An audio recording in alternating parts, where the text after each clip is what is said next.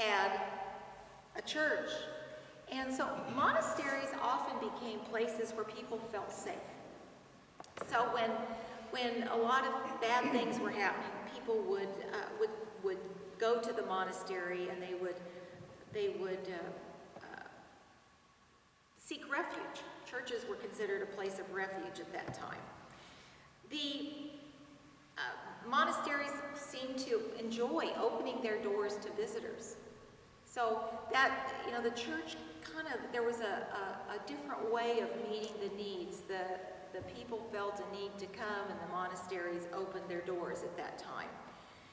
The music became very much a part of the monastery life. And music in worship was usually chanted by the priests and the monks, rather than the people who came to Mass. And they were definitely, the hymns now are definitely Christian. They're not singing the old anything related to their Jewish tradition. And there are still people today who love to go to Conception Abbey and listen to the monks chant at different times of the day, of the year. And you can, that's again, a very, very Catholic experience that some of you might enjoy doing sometime. And you'll find that the Abbey is very hospitable and very welcoming of visitors. The earliest Christian Bibles are available now. The New Testament has been compiled more or less somewhere in the 700s. But again, people can't read.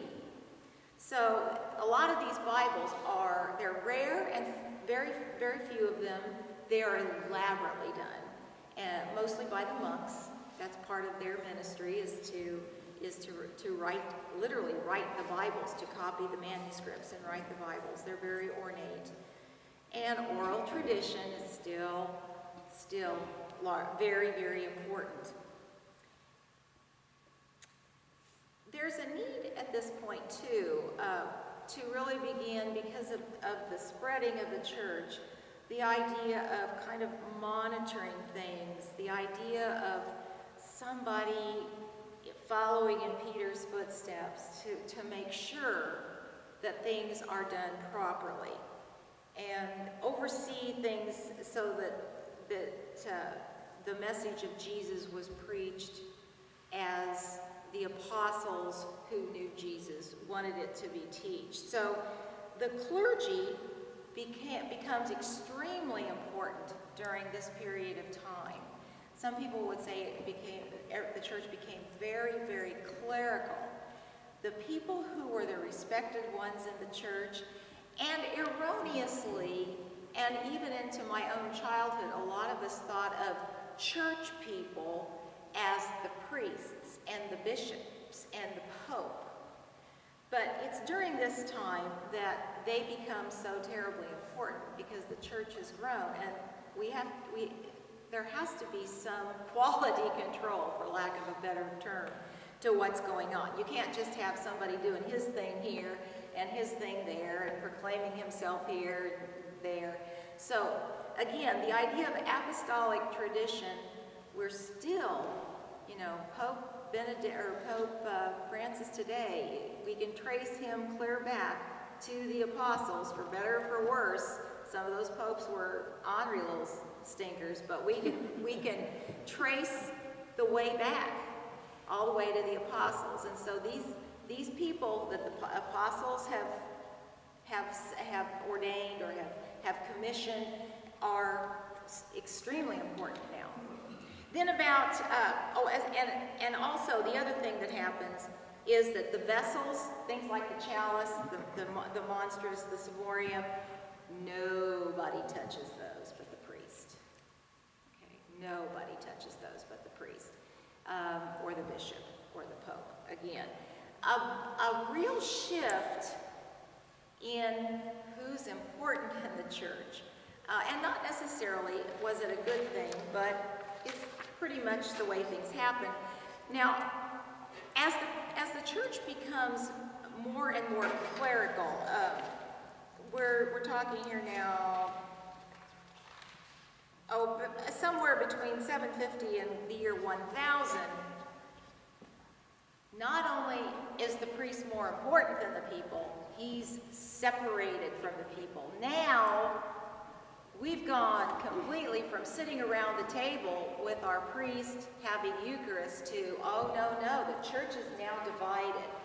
And in many churches, there's actually a wall with something of a thing to peek through. And the priest is up here offering Mass, and the people are in the nave. And the separation is emphasized. Again, a very, very clerical in the sense of the priest is holier than you are, and you stay there, and he'll do the Eucharist over here. You just let him do that. And the priest is no longer singing. He's saying Mass. The congregation is not singing. The vessels are getting smaller, and again, only the priest can touch them. And because the church is growing, there's a growth in the actual number of church buildings. So you're having, the problem was, this is when the law became, in order to be Catholic, you should go to, one of the requirements is that you attend Mass once a week. And this is when this actually became important, because sometimes, until those little churches were built, people had to travel huge distances to get to Mass. And so it was said, if you're going to be Christian, again, probably the term Catholic wasn't used, you must come to Eucharist once a week, even if you have to travel a long way. So, in the meantime, more and more churches are being built. And this is also the time when a lot of devotions develop apart from the Eucharist. Because keep in mind, the Eucharist is there, the people are here, there's such a separation. And so other devotions that develop outside the Eucharist. And the church walls begin to tell stories. This is when you start seeing mosaics and stained glass windows. And you start having a lot of artistic expression that is helpful to illiterate people. So they can have a religious experience sitting in the church while the real action is going on in front of them. But they struggle a bit to relate, because they are very much separated from the actions of the consecration itself and a real experience of being a part of the Eucharistic celebration. So then, in about the year between 1,000 and 15,000, you start getting these gorgeous cathedrals. If you've ever been to Europe, you see these cathedrals that reach sky high with windows that have stained glass in them with colors that we can no longer replicate, because the recipes have died with those craftsmen, and they took them to their graves with them. But churches now were made of stone, and they were outrageously gorgeous, and people were living in huts. So it became, again, there was a real separation between your life here and your church life. And, in defense of what was going on, people saw that they felt that their way to glorify God was to build the church higher, taller, more ornate. The more beautiful it was, the more it showed their love for God. But they were quite extravagant, and they were really supposed to be almost a heavenly experience in and of themselves. And in some ways, maybe became almost more important, the building almost more important than what was supposed to go on in the building. But nonetheless, beautiful. Again, people are silent. No congregational singing. You hear Mass on Sunday. You don't attend or pray the Mass. You're obligated to hear it because the priest is doing all the talking. And at this point in time, you've got at least, in most churches, 2 side altars. And many churches start to have extra little chapels where a certain saint or a certain important person might have his tomb. And so you get a church with clusters of little chapels going all around it. And they're enormous. They're beautiful, they're enormous. They are definitely extravagant in many ways. So then between the 1500s and the 1900s, we get to, in the latter part of that time frame, church is a lot like St. Francis. And as a child, now I'm not coming from the 1500s here, but as a child who grew up in the 50s, I can probably assure you that the Mass I went to as a child was very much like that Mass that I just described to you. As a child, when I went to Mass, the priest, we didn't have the big wall, but the priest faced the big altar. His back was to us almost constantly. And we did sing some, but not a lot. Basically, we watched what the priest did, and it was all in Latin. We followed along in our little missal, so we know what was going on.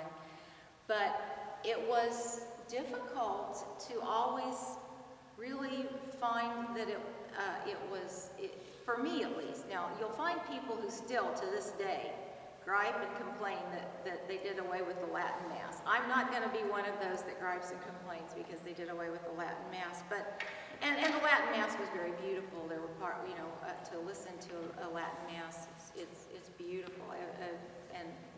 And no one Mass is worth more than another. A Spanish Mass, a Latin Mass, an English Mass is a Mass. But it was very difficult to participate actively in Mass for me as a child. The choir did all the singing. We didn't sing. And the priest sang, if anybody other than the choir sang. And again, private devotion, you'd see people praying their rosaries during Mass a lot. No one should be praying their rosary during Mass. Rosary is a wonderful devotion, but you shouldn't pray it during Mass. You'd see people reading from their prayer books during Mass. Prayer books are wonderful, but there was a detachment. There was a real detachment. But then the 1960s came, and there were changes, and there were adjustments, and there were reactions, and there were overreactions, and Pope John the 23rd called Vatican II. And Vatican II was the biggest church event, certainly in my lifetime, because Vatican II, as Pope John the 23rd said, was meant to open the windows, get some fresh air back in, and bring the laity into involvement in this church so that it wasn't just the priest doing his thing at the altar and us doing our thing out there. So the side altars became less important. And the statues, a lot of Catholic churches had altars that were simply filled with statues. I remember going to churches as a child where the altar had maybe 20 different statues all over it. Now, again, that was not meant because Catholics were worshiping saints. The idea was very good. Saints are examples for us. We should try to know more about the saints. But what Vatican II began to stress was, yeah, saints are important, but during the Eucharist, your focus should be on the altar. And so the priest moved away from facing that direction, and he came out here now. And he began standing behind a table. And some other strange things happened. People started taking communion in the hand. When I was a little girl, it was so rigid, and we were to have so much respect for the Eucharist that I couldn't let my teeth touch